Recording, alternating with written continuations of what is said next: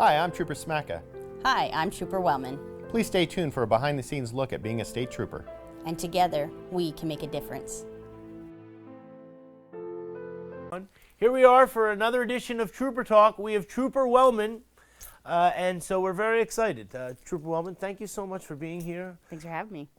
There's so many things that are happening. You know, we're coming up to now Nevada Day, the Halloween. You know, people are wearing masks. You know, not the regular one that we're used to, right? But, you know, people are wearing masks. People are going outside. They're enjoying, you know, festivities and stuff. Yep. Talk to us about, you know, holiday safety when it comes to the highways. Yeah, so we usually bring in, you know, a good amount of traffic when it's holiday season because people come here not only for their family, but sometimes people want to have a vacation during the holidays. So when we do see an increase of traffic, but people want to go to their family houses, Christmas parties, Halloween parties, you know, they're going to drink most likely and get impaired. And so you just got to be safe about it and just plan ahead. That's the biggest thing. And right now we're running a slogan, if you want to say, but we're always looking for DUIs to save lives. But right now our slogan is, if you won't provide the ride, we will, and we'll get you off the road because we do not want impaired drivers on our road right now.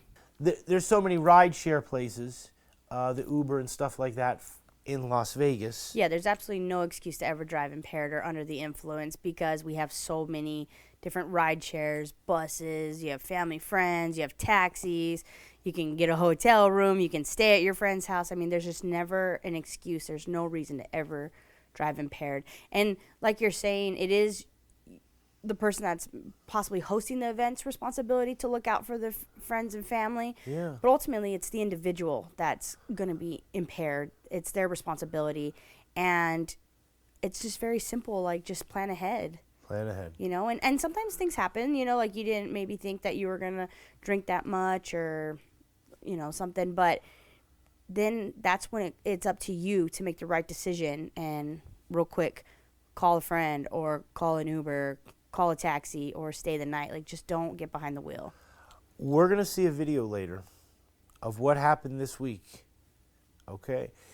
I saw it with Johnny, and I watched it 3 times over. And it's of a wrong way driving. Oh, yes. And so I don't know anything about the investigation if the person was impaired. I'm not, you know, that. But what I'm trying to say is that, you know, we don't want people to be impaired. Right. You know, and so plan ahead. The other thing that we want to talk about is speed. You know, if you're rushing to get to the Christmas party or, you know, rushing to get to the, you know, whatever, you know, take your time, right? Yeah. Talk to us about speed on the highways. Have you ever noticed that somebody can go flying past you and you're just like, oh my goodness, right? And then you're just driving the speed limit and then you maybe take the next exit and then they're sitting right next to you. Yes. You almost get to the same destination at the same time. Regardless, these people are driving reckless at high rate of speed, making unsafe lane changes. And for what? It was for nothing because you got to the same destination as them at the same time. I don't know how that works, but it always does. It always happens. I noticed, so like you'll be traveling in the like the middle lane of the highway, and then the car will be on the left speeding by. Yeah. And they speed past you, and then in like 5 minutes later, they're just in the middle lane, and they're going just the speed limit. And you just, and so the same type of idea. And you just look at them and you're just like, was it worth it? Right. We're both here at the same time. But you made it there safely. You were driving in a safe manner, you know, didn't put anybody else's life at risk. And they're probably using more money for the fuel. I don't know. Yeah. We're not fuel people, but you know what I mean? No, like I'm sure. by going like this and also stuff. just like the stress itself. They're stressed out. They're driving fast. Or, you know, it's just not even worth it. Like, you need good energy. You need to just breathe, you know, enjoy your ride to work or whatever. Yes. We're all trying to get somewhere, so. You know, it's a very interesting thing you say that because recently I purchased a new vehicle, and the other vehicle that I had before, it is really just about, you know, being peaceful in the car and all that type of stuff. And so, like, one of the things that is very nice is when you get into the vehicle and you have that sense of peace. Like maybe leave 5 minutes earlier Yeah. or whatever, not all the time you can't, sometimes there's a rush, Yeah. you know what I mean? But yeah, like, life happens. Sometimes traffic's backed up, and then you're like, oh my gosh, I'm running late. Right. It happens, but adding that extra stress and trying to get through cars, it's not even worth just it. not worth it. All right, I got some good stuff for you this week. Okay. All right.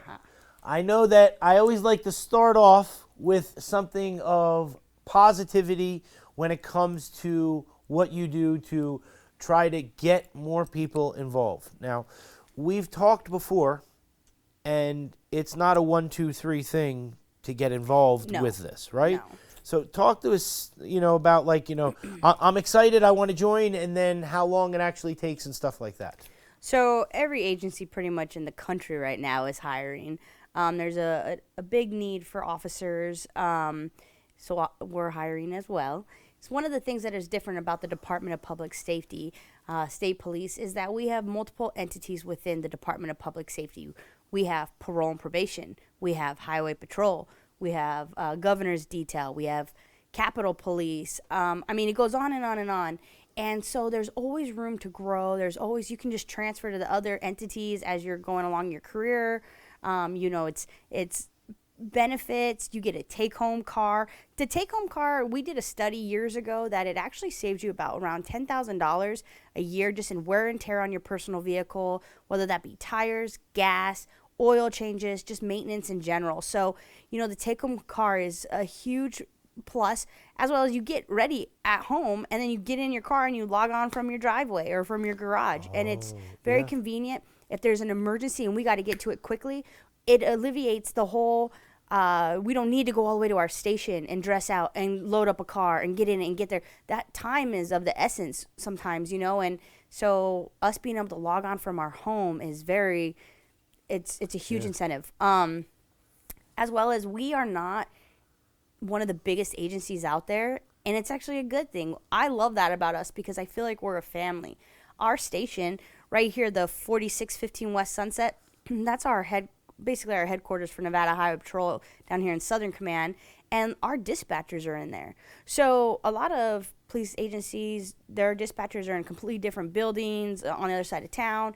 We have the ability to go in there and go talk to our dispatchers. That's our lifeline, our dispatchers. We are a family. Without them, we wouldn't be able to do this job. And so I just love the beauty of us being a family, from our mechanics to our dispatchers to our front office to all of us that are sworn. It's a beautiful, I just love how close we are. And so, so what this is a flyer right now. We're actually doing an open testing event on Saturday, November 13th at 7 a.m. at our Nevada Highway Patrol, which is on Sunset and Decatur. You can come on out. We're going to do the physical fitness test as well as the written exam. And what that does is it's going to skip you from having to apply and go through all the obstacles to just even get to that point. We're going to fast forward. So it's a great opportunity if you've ever had an interest in wanting to help your community and help your state. We can transfer anywhere in the state of Nevada as well. And that's one thing you can't do with the other agencies. So if you want to go work in Tahoe and be by the lake and, good weather, you can transfer up there. It's fantastic. So, we encourage, even if you just want to see if it's for you, come on out, come do the PT test, come do the written exam, and let us talk to you. Come meet us. We're going to be out there. Multiple officers are going to be out there, and we can talk to you, answer any questions you have. It's a great, not only testing opportunity, but it's a great meet and greet as well if it's ever interests you. So I highly encourage everybody to come on out. Yeah, and that's the interesting thing, when it comes to this, that it's not just you're going to be on patrol and that's where you're, not to say stuck, but Right. like that, that's what you're going to do.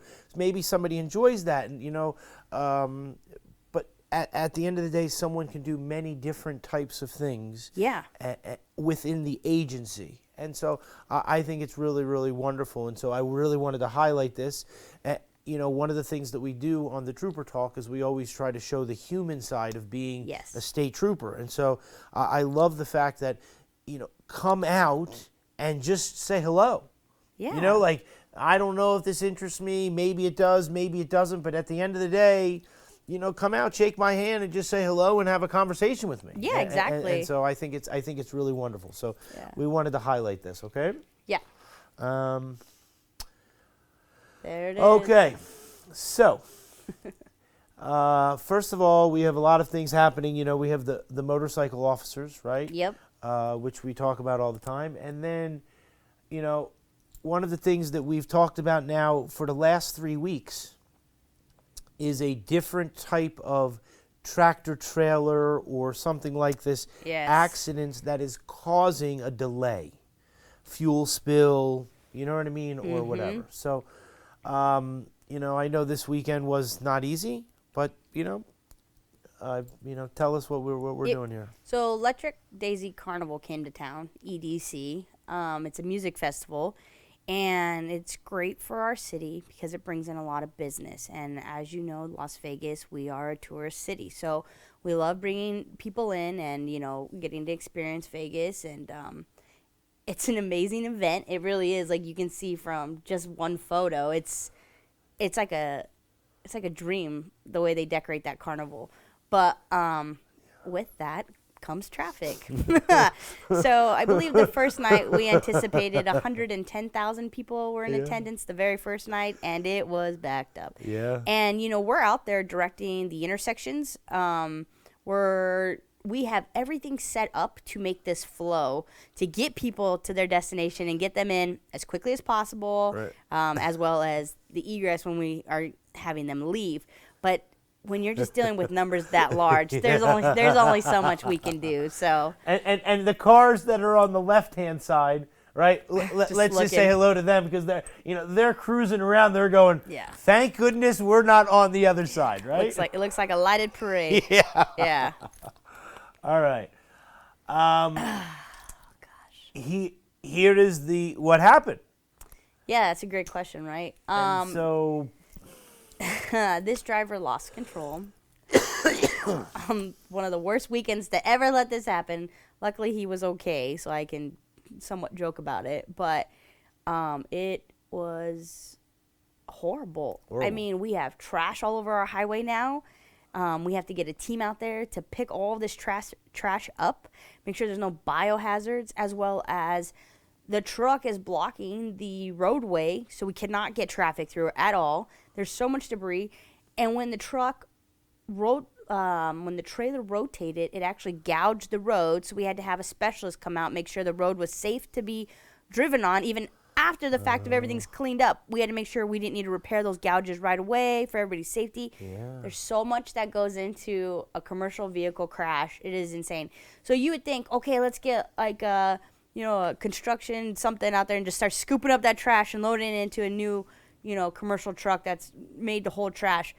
It's not that simple. We had to get a crane or a heavy-duty tow to lift that trailer up. Then you have to hook that trailer onto another truck, and then you got to get a heavy-duty tow to get that truck. It has no back wheels. You got to clean up. It just goes on and on and on. And we were shut down for over 6 hours for this. Over 6 hours, and this was the IR-15 in Lamb. This was the way people were commuting to get to EDC. Yeah. So we had to completely flip-flop our whole traffic operation, and they had to use the access road to exit at Tropical and 215, which is just a small little off-ramp. And so we're trying to let the traffic go, but, I mean, that backed up over 10 miles. That was... And it sucks because people paid a lot of money to go to the festival, and they're just sitting in traffic for most of it. Right. And we don't want that for anyone. And so the best thing to keep in mind is when something like this happens, trust me, we're doing as much as we can, as fast as we can. We want to get that highway open as well. And it's not even just the EDC goers. This is our main highway to commute to other states. Yeah. So people, other semi-trucks that have goods in their Exactly. Yeah, and their commercial vehicles. I mean, it affects everyone. You probably aren't going to get your Amazon package tomorrow. Like, it affects everyone. Yeah. So let me ask you, so like on a road like this, but like the tow truck, does he come on the opposite way?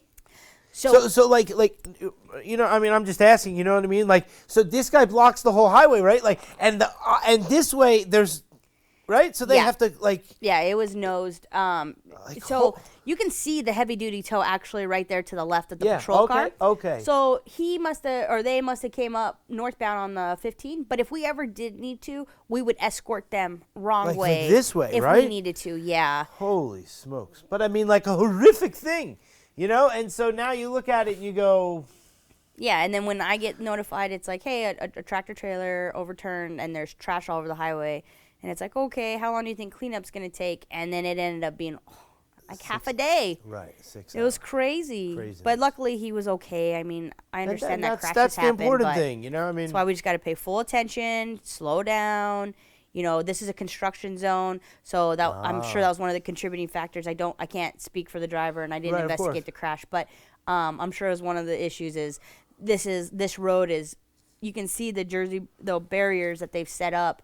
So they've modified this road because they're building a bridge up there. So you're supposed to be going lower speeds anyway, and he may have, but maybe he just lost control. But either way, during the construction in any part, speaking in general terms, there's generally a slower speed limit because there's cones and things like this. It doesn't have to be just this; it could be anywhere. Right. You know, during the construction zones, we just need to pay more attention. Yeah, and if you're driving a big vehicle like this, and even if the speed limit's maybe 55 and you can't control your vehicle, it's okay to decrease your speed lower. You can even put your hazard lights on, just go to the far right lane, and take it at the speed that's comfortable for you until you get out of that construction zone, and then you can speed back up to normal traffic flow. Right. And we're thankful that he's safe. Yeah. All right, is this the video? This is the video, Johnny. Okay. I watched this 3 times. Okay? So, talk us through what's going on. But, I mean, I don't think that from the general public, let's just say, right, that they ever get the opportunity to see such a video. Our dash cam and our body cams help you feel what it feels like, kind of like a small portion of what it's like to walk in our shoes, right? You feel like you're in the car with him. This is what I'm let's watch it. I know everybody wants to watch it. I'm passing Durango now. It's still a ways out, but it's coming right at me. Still coming at me. So the trooper's driving. Now he knows what's going on, but for the public, right? You're like, why is the trooper driving like this? Yeah. What's in the middle lane here? That's headlights coming at him. Headlights coming at him. And so he's, whatever speed the trooper's doing, he's got lights, he's got sirens, he's got horns, he's got, right? Yeah, he's trying to make all the noise possible to get this attention of this driver. Roger, I gotta stop. I'm not Nose to the driver on the freeway. Yeah. north of Durango. Turn it off! Turn back, turn it off! Turn the car off!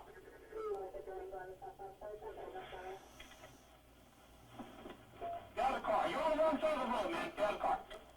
Yes, sir. Get out of the car. Come on out. Come on out. You have any weapons in the car? All right, stand right over here by the sign. You understand me? So, one thing I'll point out real quick is not only was that a threat coming at him, Yeah. so he stops that threat right there, but now he's got to get out of his vehicle. They're stopped in a travel lane, and he still has traffic behind him. So unless they're stopped, sometimes on graveyard, because I worked graveyard for many years, there's not traffic. So they're just driving down the road, and then they just see like, oh, are they stopped? And they don't know. So he's still got to look behind him to make sure cars aren't coming up to hit him. Right. Because they don't know that if you're not paying attention, you don't realize the car's not moving. So like with depth perception and stuff. So he's got those. And then luckily that window was rolled down because a lot of times it's not. And we had to try to open the door. And if people are either impaired or medical episode or, just not mentally there at the moment, like we have to break that window and get in there and try to get the keys out of the car and all those factors. It's a lot.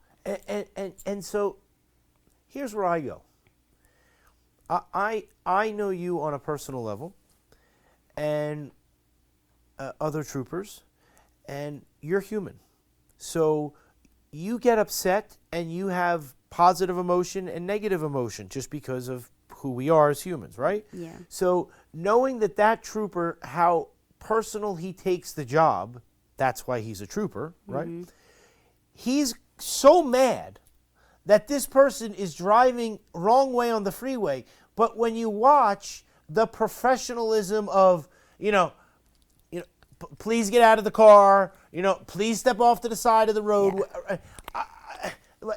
It's a great point. And so you see it like that. But I just can't even possibly fathom. It's a great point you bring up, because we train that we rise to the level of the suspect. The suspect dictates the level we rise to. So if somebody's yelling at us, we may need to raise our voice to get there with them. Yeah, he's literally sacrificing himself at the moment right now. He's putting himself in line of danger to stop this vehicle. He doesn't know how fast that car is coming, right? No. He just knows he's coming at him. And he also doesn't know what this car's going to do. It's already going wrong way, so it could do anything. So that driver could see that trooper and just slam on the gas and just because for whatever reason. Yep, but this trooper wanted to make sure that this car did not continue on to hurt anybody else. And again, sacrificed his life for the city, Yes. to make sure that everybody was safe. Yep. And again, thank goodness he walked away, because this person. We also have to yell too because we're on the highway and it's loud too. Yeah, but I mean, But yeah, he completely de-escalates. He doesn't even have his gun drawn. He you know what I'm saying? That's the professionalism of. Yeah. And come on out, please, sir. Yep. I mean, So I point that out. yeah, I mean, and also he's we always stop cars from behind. That gives us an advantage of where you don't know where we are at the moment if we're walking up on your car. It's for safety. When you're nose to nose with a car, you can see everything I'm doing. Oh, right. So he can see everything he's doing, which is also another factor to take into consideration of like officer safety. So it's just split-second decisions we have to make. Mm-hmm. And all the officers everybody gets a bad rap and the whole thing, and we want to point out always the positive. Yeah. And so no video was altered. No, you know what I mean? And so it's very, very important that everybody knows that. That's what the level I that actually you edited this video. We just blurred out the faces just for the privacy of the individual. But other than that, no, it's right from the dash cam. Yep. All right. Motorcyclists are more likely to die in a crash. Yes. We saw the NHP motors, Mm-hmm. for the EDC. Yes. And so we have been highlighting over the past, couple of weeks of the Trooper Talk, just about the motorcycles, the motorcycles, mopeds, all those type of things, right? Yeah. Please just be cautious of always motorcycles. They're smaller. They have less protection. Same thing with riders. Like, don't split the lanes. Please be cautious of cars around you. I know you can squeeze through and get around. By the way, that's illegal. But two, people can't see you, and they're not expecting to have a motorcycle just pop out from the side. So it's not worth it. Slow down. You don't know if there's a pothole in the road. You don't know if there's debris up ahead. Just slow down. I know motorcycles. I ride. We just want to enjoy the weather. We want to cruise and have a good time. But, when I took my motorcycle class, it's one of those, it's not if, it's when we're going to go down, just because it's so, you just don't have any protection on it, you have your helmet, but that's pretty much it. At least with a car, you have structure around you, so it's just kind of a risk. But, I love riding. It's a great thing. I love it, and we just got to be very aware of our surroundings when people are on motorcycles around us. So the motorcyclists need to be aware, and then Yes. everybody else also needs to be aware, so that it's everybody's responsibility. We have less anything to do with the motorcycles. Yes, right? yes. Okay, motorhome, tractor trailer, camper. Jeez. Johnny found this thing, and so we always just want to highlight the fact of just traffic safety. It doesn't matter what you drive, right? That you can have horrific crashes. Oh, man. I'm hoping everybody was okay in this one, but it looks like it hit right at the driver of the semi. But maybe his hood was already up and he was on the side of the road. I'm not sure, but I hope nobody was hurt. I hope nobody was hurt, but we want everybody, who's going away or anything like that to just that looks be like safe. it's in the mountains, so that definitely would have been a long scene. Yeah, right? Some Same serious backup. And usually mountains are two roads, two lanes. So yeah. that gonna means be the there whole for a mountain while. would have been shut down. Mm-hmm. All right. How about this one? We have a few different clips that I want to show that are sort of going to tell the story. Okay.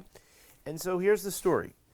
The story is that as we get older, someone else is just being born, right? And so we are not going to get our license today, but there are people who are. Now, most of the time it's someone that's a teen, that's starting out their growing up, and, so they go get their license. But in today's world, it could be someone who just came here, just moved here, with the job situation, is just starting to drive, right? There's a lot of driving schools. But specifically, more vehicle crashes are the leading cause of death for teens in the United States. So from where you are, and, the question here is, the younger person who's driving on the road who now has a driver's license, talk to us about that on the highways and stuff like that. Well, it would be like anybody, or how do I explain it? As you get older and the longer you're driving, you have more experience. You know how to more defensively drive. You're quicker to react. You anticipate different things. Whereas a new driver, think about the first time you drove a car and you hit the brakes. When you applied them, you probably went like this instantly because you weren't used to to push on it. If you put it on the left-hand side and you use the brake, it always seems like you push it harder because you don't. Right, exactly. I know for a fact that when I was a kid and I'd go to the arcade and stuff, I always played on the race cars with both feet, with brake and gas. Yeah. And when I started driving, my dad told me, no, you drive with one foot. And I was like, what do you mean one foot? And I remember cramping up and thinking, why am I driving one foot? Just things that you learn over time, how to safely drive. And so I think it comes with experience. That's why we see more, one of the leading causes for death for teens is probably because of experience as well as distracted driving. Unfortunately, we're all guilty of being pretty addicted to our cell phones, back at iPods. I'm going to go on to the next thing because this is it. There it is. Okay, so that's what. So talk to us about this initiative, right? Yeah, I think that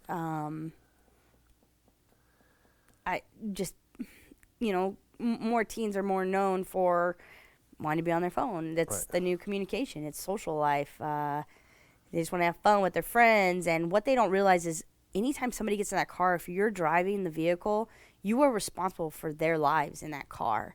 So not just your own, but their lives, as well as, you don't want to put anybody else at risk, but their lives. So if you could confidently look at the person driving in the car and look at them and say, I trust you, then you're good. But if you can't do that, you probably shouldn't be in that car. If they sit there and they text and they drive, if they're messing with their radio, if they're, they just don't have safe driving patterns, just really think about it because it's not worth it, especially if you're a passenger and you don't have control of the vehicle.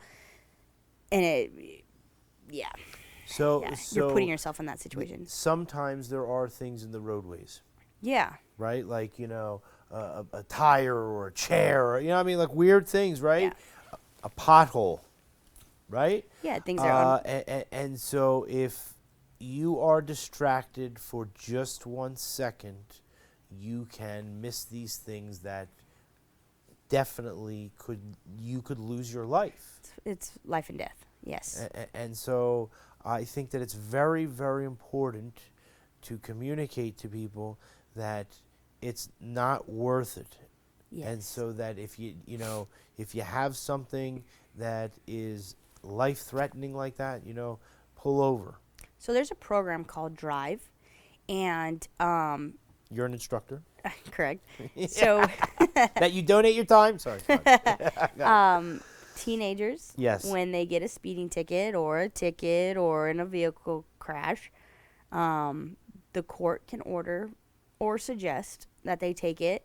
And it's a great class because it makes them see videos, it makes them see photos, makes them hear stories, and really see the reality of their actions if they don't change their habits, as well as the actions of others that chose wrong, and decided to be on their phone or maybe weren't paying attention. And it it shocks the conscience. So that way you maybe, even if you remember only one story from that class, that one story might save your life down the road, because you'll think about it.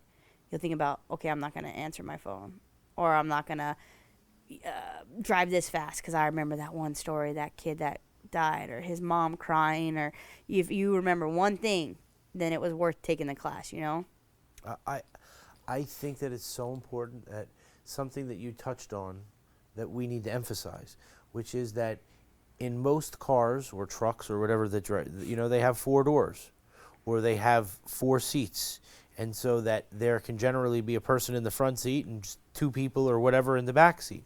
And so I think that just as much as the impaired driving, the drinking and that type of thing, the people in the back seat and also in the passenger seat in the front need to, if somebody's on the phone all the time and doing that, that this is not good. Yeah. And so you're putting those people definitively at risk, right? And everyone else, because you don't have the reaction time. Yeah. I mean, your so- friends, right? I mean, Right. most of the time, your Right, friends that's are in what the I'm car. saying, like, you're- as a friend, do you care about each other enough to say, put the phone down, or hey, I'll look at it for you, I'll answer your text message? And as well as the passengers, don't be distracting the driver. Be a good passenger. Wear your seatbelt. Sit, don't jump around. You don't need to be dancing. You don't need to be distracting the driver, because now they lost their focus, and it could be that split second that makes the difference. So just everybody Don't do needs it. to be responsible. Everybody needs to be responsible. And that gets us to this. Don't be a drain with all this rain. Yesterday it rained. Yeah, it Let's did. be clear. It's important to use your headlights when driving in the rain, right? We want people to see us. Yes, visibility. Mm-hmm. In fact, Nevada law requires using headlights when there is insufficient light. Now, here's my question for you. Okay? Okay. So I'm driving home. I see cars all the time that don't have the headlights on, or at night. And then I see a lot of people that use the not the headlights, but the intermediary lights, but they don't have the brake lights on, Okay. right? And they don't have the headlights on, but they have the inside lights. I don't know, whatever you call it. And so, what are you supposed to do? I mean, you can't call Star NHP. I mean, they'll make people crazy. It's nighttime? Nighttime. Yeah, no, you can call us for sure. Yep. There's a vehicle traveling with no headlights on. I mean, it's you can very dangerous. Absolutely, because if you can't see them, others can't see them as well. Yes. So, yeah, we would definitely make the stop and make sure they're okay, make sure they're not impaired. And then if anything, either they get a citation, or we would just tell them, turn your headlights on. And now you probably just saved their life, because now people can see them. So, yeah, absolutely. I just didn't know. I mean, so I was on the freeway, and there was a car that was following me. Not following me in a bad way, what I mean? Yeah. But just behind me. And so I look behind you, didn't notice anything, and then it was just like a black box. Mm-hmm. Right? And Yeah. so, I mean, you don't know. And that's one of the benefits of now I know, right? So if you're watching, Yes, you know what I'm yes, saying? yes, Please call call, us. right? Absolutely, yeah. But that's where I was going. It affects everything from them making a lane change, and you can't see them. A car's making a lane change by you, so you may swerve because you were startled. To, it affects everything. So yes, please call us. We are more than happy to come stop out this vehicle. It's very scary, and I notice it a lot. And so I noted, I think that it's one of the things that.